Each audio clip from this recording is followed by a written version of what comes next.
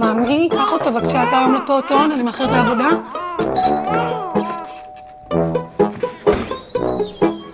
בוקר טוב. ביבי.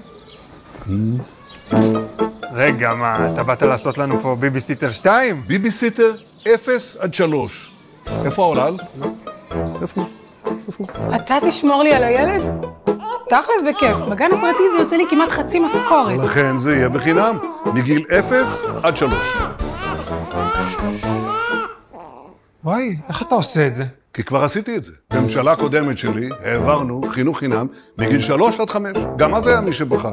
אני יודע איך להרגיע אותם. ביבי, אבל איך זה יעבוד? זה יעבוד, כי אתם תצאו לעבוד, בראש שקט.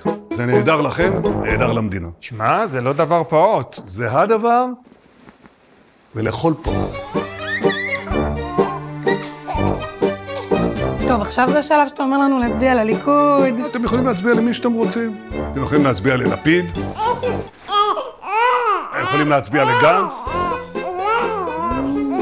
לליברמן. או להצביע לליכוד.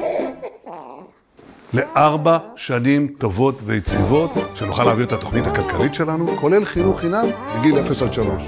שמעתם? זה אומר שזה נכון.